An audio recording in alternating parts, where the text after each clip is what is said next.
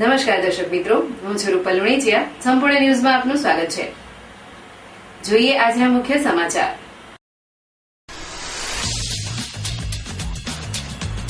ભાભરમાં કનડગઢથી ત્રસ્ત પોલીસકર્મીની આત્મહત્યા. પીએસઆઈ રાજકીય આગેવાનો અને બુટલેગરોની પજવણીથી પોલીસકર્મીએ રેલવે ટ્રેક ઉપર પડતું મૂક્યું હોવાનો સુસાઇડ નોટમાં ઉલ્લેખ.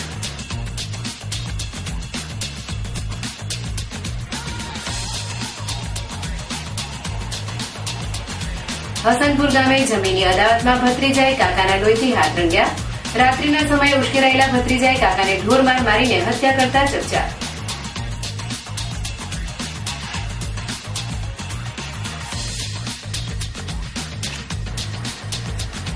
બનાસદાણાના ભાવ વધારાના વિરોધમાં આપ પાલનપુરમાં રેલી યોજાશે. ખેડૂતોના હિત માટે જરૂર પડે આમ આદમી પાર્ટી દ્વારા ધરણા યોજવાની તૈયારી.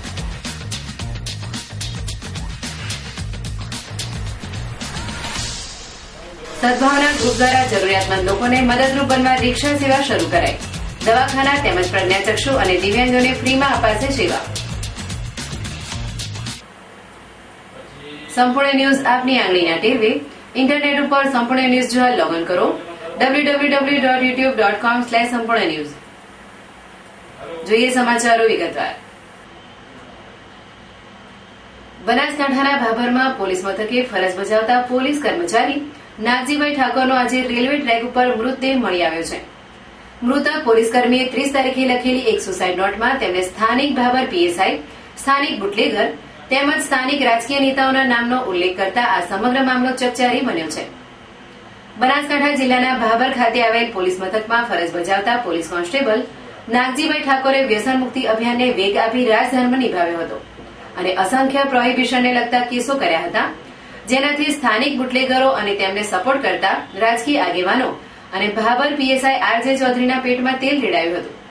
જોકે તે બાદ આ પોલીસ કોન્સ્ટેબલ નાગજીભાઈની આ તમામે ભારે પજવણી કરી હતી અને તેમને બુટલેગરોએ ધાક ધમકી આપી હુમલો કરવાની કોશિશ કરી હતી. જોકે તે બાદ પીડિત નાગજીભાઈએ જીવનું જોખમ હોય રક્ષણ અને ન્યાય માટે એક 3 પાનાની લેખિત ફરિયાદ લખી હતી, જેમાં ભાભરના સ્થાનિક પીએસઆઈ આરજે ચૌધરી, વૈકુંઠલાલ ગણપતલાલ ઠક્કર, પૂર્વ પ્રમુખ હરિલાલ નટવરલાલ ઠક્કર, ઉપપ્રમુખ કેવી રાઠોડ, બુટલેગર હરપાલસિંહ રાઠોડ, સંજુભાઈ રાઠોડના નામોનો પીડા આપનાર વ્યક્તિઓ તરીકે નામ જાહેર કર્યા હતા. જે બાદ આજે વહેલી સવારે ભાભર રેલવે ટ્રેક પર પીડિત કોન્સ્ટેબલ નાગજીભાઈ ઠાકોરની લાશ મળી હતી, જેની ભાભર રેલવે પોલીસને જાણ થતાં મૃતકની લાશનો કબજો સંભાળી ભાભર રેલવે પોલીસે પેનલમાં તબીબો રાખી પીએમ કરાવ્યું હતું.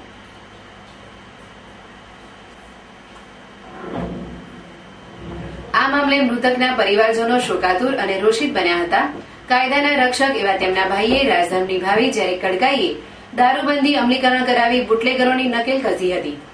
એ જ કારણથી સ્થાનિક બુટલેગરો, સ્થાનિક રાજકીય આગેવાનો અને સ્થાનિક પીએસઆઈ આરજે ચૌધરી તેમના ભાઈ નાગજીભાઈને દુશ્મન માનતા હતા અને આ જ કારણથી નાગજીભાઈ પર હુમલો કરવા બુટલેગરો અન્યોની મદદથી કાવતરા રચતા હતા.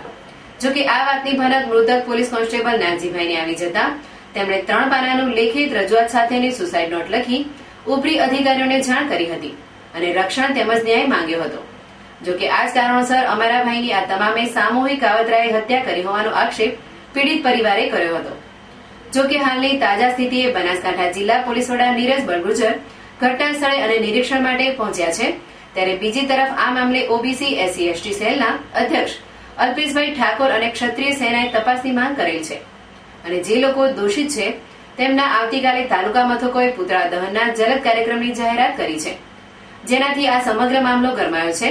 તો બીજી તરફ મૃતકના સગાઓએ જ્યાં સુધી આરોપીઓ નહીં ઝડપાય ત્યાં સુધી લાશને નહીં ઉઠાવવાની માંગ કરતા આ સમગ્ર મામલો વિવાદિત બન્યો છે. જળજોરું અને જમીન આ ત્રણેય કજિયાના છોરું કહેવતને સાચી પુરવાર કરતો કિસ્સો પાલનપુર તાલુકાના હસનપુર ગામે બન્યો છે, જેમાં જમીનની અદાલતમાં એક ભત્રીજાએ પોતાના કાકાની હત્યા કરી લોહીથી હાથ રંગી લેતા સનસનાટી મચી જવા પામી છે. બનાવ અંગે પાલનપુર તાલુકા પોલીસે હત્યાનો ગુનો દાખલ કરી બનાવની તપાસ હાથ ધરી છે. પાલનપુર તાલુકાના હસનપુર ગામના મગનભાઈ રૂપાભાઈ માજીરાણા ખેતીના વ્યવસાય સાથે સંકળાયેલ હતા. તેઓની ખેતીની જમીન બાજોઠિયા ગામે આવેલી છે, જ્યાં તેઓ રાત્રિના સમયે હાજર હતા ત્યારે તેમનો ભત્રીજો ભગાભાઈ દલાભાઈ માજીરાણા આવી પહોંચ્યો હતો અને જમીન બાબતે તેના કાકા સાથે ઝઘડો કર્યો હતો, જેમાં બોલાચાલી દરમિયાન મામલો વણસી જતા ઉશ્કેરાયેલા ભત્રીજા ભગા માજીરાણાએ પોતાના કાકા મગનભાઈ રૂપાભાઈ માજીરાણા ઉપર લાકડી જેવા તીક્ષ્ણ હથિયાર વડે હુમલો કરી તેમને મોતને ઘાટ ઉતાર્યા હતા.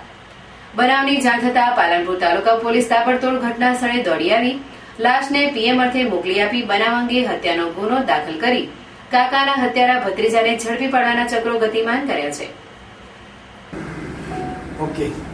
પાલનપુર તાલુકા પોલીસ સ્ટેશનની હદના રામપુરા વડલા ગામે 3 ભાઈઓ છે, સંયુક્ત એમની જમીન આવેલી છે. તેમાં મરણ જનાર મગનભાઈ છે, એમની જમીન રામપુરા વડલા ગામમાં આવેલી હોય તેઓ પોતાના ગામ હસનપુરથી પોતાના ખેતરે ગયેલા.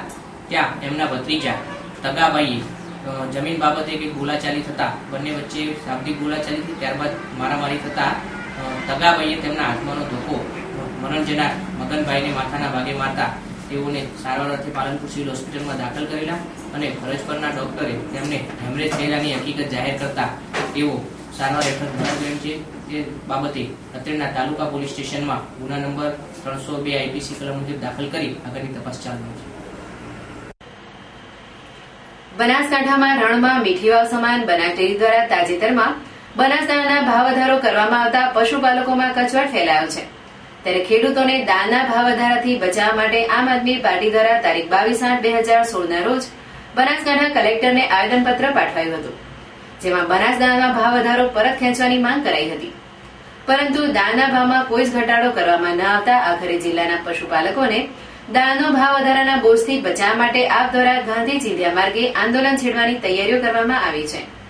જોકે મહેસાણામાં સાબર ડેરીના દાળનો ભાવ ₹1200 છે, જ્યારે બનાસ ડેરીના દાળનો ભાવ 1350 છે, જે 150 રૂપિયાના ફેરફારથી બનાસકાંઠાના ખેડૂતોને નુકસાન થતું હોય તેમને છેલ્લા 6 માસમાં એક બોરીએ ₹380 નો ભાવ વધારો આપ્યો છે. જેની સામે દૂધના ભાવમાં કોઈ જ વધારો કરાયો ન હોય જિલ્લાના પશુપાલકોના હિત માટે આમ આદમી પાર્ટી દ્વારા તારીખ 1/9/2016 ના રોજ સવારે 9:30 કલાકે પાલનપુરના ડેરી રોડ ઉપર આવેલ ગલબા કાકાના બાવલા ખાતેથી વિશાળ ખેડૂત રેલી યોજવામાં આવશે. આ રેલી ગઠામણ ગેટ, ગુરુ નાનક ચોક થઈને કલેક્ટર કચેરી આગળ આવેલી મુલકી ભવનમાં જાહેર સભા યોજાશે. આપની રેલીમાં ખેડૂતો આગેવાનો મોટી સંખ્યામાં હાજર રહેવા હોવાનું આમ આદમી પાર્ટીના જિલ્લા પ્રમુખ ભેમજીભાઈ ચૌધરીએ જણાવ્યું હતું. આપના આ કાર્યક્રમ અંગે આજે આપ દ્વારા પ્રેસ કોન્ફરન્સમાં માહિતી આપવામાં આવી હતી. દાંતીવાડા તાલુકાના પત્રકારો દ્વારા હનુમાન મંદિર ખાતે મીટિંગનું આયોજન કરીને તાલુકા પ્રેસ ક્લબની રચના કરવામાં આવી હતી, જેમાં દાંતીવાડા તાલુકાના દાંતીવાડા કોલોની તેમજ પાંથાવાડાના પત્રકારોએ હાજરી આપી હતી અને દાંતીવાડા તાલુકા પ્રેસ ક્લબની રચના કરતા આ ક્લબના પ્રમુખ પદે હરનાથભાઈ પટેલ, ઉપપ્રમુખ પ્રવીણભાઈ સોલંકી અને મંત્રી સચિનભાઈ રાવ, કોષાધ્યક્ષ ભરત જોશી, સહમંત્રી ઈશ્વરભાઈ દેસાઈ અને સદસ્ય તરીકે મહેશભાઈ ચૌધરી, પ્રશાંત જોશી, શામળ રબારી, વિકેશ શાહ, મેવાભાઈ પટેલ, ભોપાલસિંહ વાઘેલા, મફાભાઈ રાવલ, વાગડા ભુરાભાઈ, રમેશભાઈ ગોસ્વામી જેવાની વરણી કરવામાં આવી હતી. તેમજ નીતિ નિયમો વિશે વિસ્તૃતમાં ચર્ચા વિચારણા કરવામાં આવી હતી. આ પ્રેસ ક્લબની કમિટીની રચના સર્વસંમતિથી કરવામાં આવી હતી. આ પ્રસંગે કુલ 14 પત્રકારોએ હાજર રહ્યા હતા અને તાલુકા તેમજ ગામોમાં કોઈ ખોટા પત્રકાર બનીને સાચા પત્રકારની છબી ખરાબ ન કરે તેવા હેતુથી આ રચના કરવામાં આવી હતી. ડીસાના નવાવાસ વિસ્તારમાં જૂની અદાવત બાબતે શાળા બનેવી ઉપર ટોળાએ તીક્ષ્ણ હથિયારો વડે હુમલો કરી ગંભીર ઈજાઓ પહોંચાડતા ચકચાર મચી જવા પામી હતી, જ્યારે બંને ઈજાગ્રસ્તોને સારવાર માટે ડીસા સિવિલ હોસ્પિટલમાં ખસેડાયા હતા, જે અંગે ડીસા દક્ષિણ પોલીસ મથકમાં 11 શખ્સો સામે ફરિયાદ નોંધાઈ છે. ડીસાના નવાવાસ વિસ્તારમાં રહેતા દંતાણી પરિવારો વચ્ચે અગાઉ થયેલી ફરિયાદના સમાધાન બાબતે ધીંગાણો ખેલાતા 2 શખ્સોને ગંભીર ઈજાઓ પહોંચી હતી, જેમાં નવાવાસમાં રહેતા જયંતિભાઈ હાલાભાઈ દંતાણી તેમના ઘરની પાસે ઉભા હતા. તે સમયે તલવાર, પાઇપ અને લાકડો સાથે એક ટોળું તેમની પાસે ધસી આવ્યું હતું અને કેમ સમાધાન કરતા નથી તેમ કહી તેમની ઉપર જીવલેણ હુમલો કર્યો હતો. તે દરમિયાન તેમને છોડાવવા માટે દોડી આવેલા તેમના સાળા રાજુભાઈ કાળુભાઈ દંતાણી પર પણ ટોળાએ જીવલેણ હુમલો કરી બંને સાળા બનેવીને હાથ, પગ અને માથાના ભાગે ગંભીર ઈજાઓ પહોંચાડી હુમલાખોર શખ્સો નાસી છૂટ્યા હતા. જ્યારે આ અંગેની જાણ થતાં જ આજુબાજુના લોકો અને તેમના સંબંધીઓએ દોડી આવી બંને ઈજાગ્રસ્તોને સારવાર માટે ડીસા સિવિલ હોસ્પિટલમાં ખસેડ્યા હતા, જ્યાં બંનેને પ્રાથમિક સારવાર આપ્યા બાદ વધુ સારવાર માટે પાલનપુર સિવિલમાં ખસેડાયા હતા. જે અંગે ઈજાગ્રસ્ત જયંતિભાઈ દંતાણીએ 11 શખ્સો સામે દક્ષિણ પોલીસ મથકમાં ફરિયાદ નોંધાવી છે. સદભાવના ગ્રુપ પાલનપુરના એક નવા અભિગમ થકી આજરોજ પાલનપુર ગુરુ નાનક ચોક વિસ્તારથી 2 રિક્ષાઓનો નિઃશુલ્કપણે પ્રારંભ કરવામાં આવ્યો હતો. આ સુવિધા પાલનપુર વાસીઓ માટે કરવા પાછળનો હેતુ રાત્રિના સમયે 10 થી સવારે 6 સુધી કોઈ પણ જરૂરિયાતમંદ દર્દીને દવાખાને જવું છે તો ફોન કરતાની સાથે જ આ રિક્ષાઓ તેમના ઘરેથી નિઃશુલ્કપણે દવાખાને લઈ જશે અને ઈલાજ થયા બાદ ઘરે પાછા મૂકવા માટે આવશે. જે ગરીબ આર્થિક પછાત લોકો છે કે જેમના પાસે વાહન નથી તેના માટે આ સુવિધા આશીર્વાદરૂપ છે. ઉપરાંત પ્રજ્ઞાચક્ષુ અને દિવ્યાંગ વ્યક્તિઓ માટે દિવસ દરમિયાન 24 કલાક તેમને જે સ્થળે જવું હશે તે સ્થળે પહોંચતા કરશે. હાલમાં આવી 2 રિક્ષાઓ આજરોજ ગુરુ નાનક ચોક મુકામે પાલનપુર મમતા મંદિરના પ્રજ્ઞાચક્ષુ અને દિવ્યાંગ વ્યક્તિઓ જોડે શ્રીફળ વધેરાવી શરૂ કરવામાં આવી હતી. ખાસ વાત એ પણ જોવા મળી હતી કે આ સુવિધા શરૂ કરવામાં સદભાવના ગ્રુપના સર્વે યુવાનોએ સેવા એ ભારતીય સંસ્કૃતિની ઓળખ છે તેમ પોતાના ખિસ્સા ખર્ચમાંથી અમુક ભાગ નીકાળી આ રિક્ષાની સુવિધા શરૂ કરી છે. ઉડીને આંખે વળગે એવી વાત એ પણ હતી કે પાલનપુર મુકામે સેવાભાવી સદભાવના ગ્રુપનું નામ છે એમ સદભાવના શબ્દ સાચા અર્થમાં સાર્થક થતો હોય એમ રિક્ષાના બંને ડ્રાઈવર મુસ્લિમ પરિવારના હતા. આજરોજ આ શુભ પ્રસંગે સદભાવના ગ્રુપના ચેરમેન હરીશ ચૌધરી, સાગર જાની, અશોક પટેલ, શ્રીકાંત જોશી, પરેશ જુડાલ, દીક્ષિત ચૌધરી, મિતેશ દેસાઈ, જીગર માળી, મિતેશ દેસાઈ, હિતેશ મોર, નિકુલ ચૌધરી, દીપક ભટ્ટોળ, ભરત, રમેશ અટોળ વગેરે ઉપસ્થિત રહ્યા હતા. સહયોગથી આજે પાલનપુરમાં ખાસ કરીને રિક્ષા ચાલુ કરી છે એનાથી વધારે આનંદ મને એ વાતનો છે કે મારી જોડે જે બધા યુવાનો છે એ યુવાનોના પોકેટ મનીમાંથી આ બધા યુવાનોનો વિચાર હતો. આજે આપ જોઈ રહ્યા છો કે વેસ્ટર્ન કલ્ચરમાં જે બદલાવ આવી રહ્યો છે એની સામે આપણી જે સંસ્કૃતિ છે સેવાભાવની સંસ્કૃતિ, રાત્રિના સમયે દવાખાના માટે દવાખાને જવા માટે નિઃશુલ્ક અને 24 કલાક અને અંધ વ્યક્તિઓ માટે નિઃશુલ્ક એવી 2 રિક્ષાઓ આજે અમે શરૂ કરી છે. અમારું કાનિંગાને 2, 3, 4, 5 સુધી લઈ જવાનું છે. પાલનપુરવાસીઓનો અમને સહયોગ મળ્યો છે અને ખાસ કરીને આ પ્રોજેક્ટની અંદર આ બધા યુવાનોના પોકેટ મનીમાંથી બધા યુવાનોએ મને કીધું કે આપણે હરીશભાઈ આ રીતે કંઈક કરવું છે શહેર માટે, તો એ માટેનો અમારો વિચાર હતો.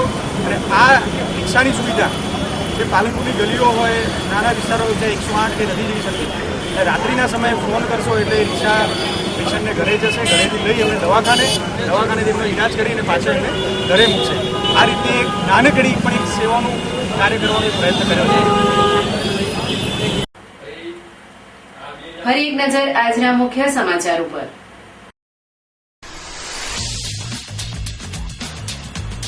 ભાભરમાં કનડગતથી ત્રસ્ત પોલીસ કર્મીની આત્મહત્યા. પીએસઆઈ, રાજકીય આગેવાનો અને બુટલેગરોની પજવણીથી પોલીસ કર્મીએ રેલવે ટ્રેક ઉપર પડતું મૂક્યું હોવાનો સુસાઇડ નોટમાં ઉલ્લેખ.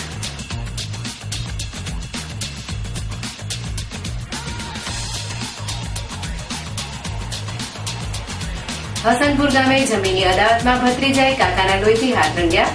રાત્રિના સમયે ઉશ્કેરાયેલા ભત્રીજાએ કાકાને ઢોરમાર મારીને હત્યા કરતા ચર્ચા.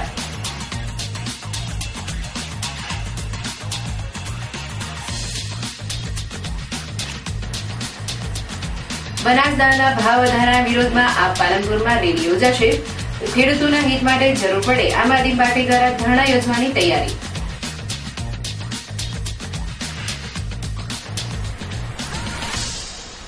સદભાવના ગ્રુપ દ્વારા જરૂરિયાતમંદ લોકોને મદદરૂપ બનવા રિક્ષા સેવા શરૂ કરાઈ. દવાખાના તેમજ પ્રજ્ઞાચક્ષુ અને દિવ્યાંગોને ફ્રીમાં અપાશે સેવા. આ હતા અત્યાર સુધીના સમાચાર. વધુ સમાચાર સાથે ફરી મળીશું. નમસ્કાર.